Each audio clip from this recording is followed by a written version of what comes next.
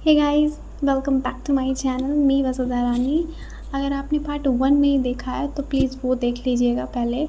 और अब चलिए पार्ट 2 को कंटिन्यू करते हैं।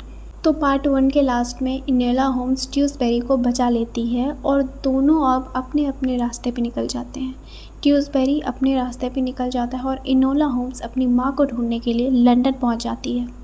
लंदन पहुंच के इनोला अपने लुक्स को कम्प्लीटली चेंज कर लेती है ताकि कोई उसे पहचान ना सके। वो अलग अलग जगह अपने माँ के क्लूज़ को सॉल्व करने लगती है। इसी बीच उसे पता चलता है कि ट्यूसबेरी फिर से मुसीबत में है। जो लोग उसके जान के पीछे पड़े थे वो अब भी उसके पीछे ही पड़े हैं। इनोला डिसाइड कर लेती है कि वो फिर से एक बार ट्यूसबेरी की हेल्प करेगी। इन्वेस्टिगेशन के दौरान इनोला को शॉक लगता है जब उसे पता चलता है कि ट्यूसबेरी कोई आम लड़का नहीं बल्कि एक अमीर और पावरफुल फैमिली का मेंबर है और उसी फैमिली में से कोई ट्यूसबेरी को मारना चाहता है। रीज़न भी बहुत बड़ा था। अगर ट्यूसबेरी फ्यूचर में ज़िंदा रहता तो वो जाके पार्लियामेंट में नए लॉज को सपोर्ट करता, लेकिन उसी फैमिली के कुछ लोग पुराने रूल्स ही रखना चाहते थे। इसीलिए उन्होंने उसे हमेशा के लिए ख़त्म करने की प्लानिंग की। इनोला हर क्लू को जोड़ते जोड़ते सच के बहुत करीब पहुंच जाती है। फाइनली ट्यूसबेरी अपने घर वापस लौट जाता है। सब कुछ नॉर्मल लग रहा होता है, लेकिन अचानक से ट्यूसबेरी पर गोली चल जाती है।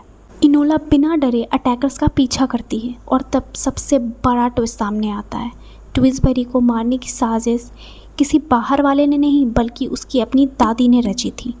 उनकी दादी को लगता था कि ट्यूसबेरी के आइडियाज़ से उनके फैमिली स्टेटस और पुरानी सोच को खतरा हो सकता है, इसीलिए वो उसको मारना चाहती थी।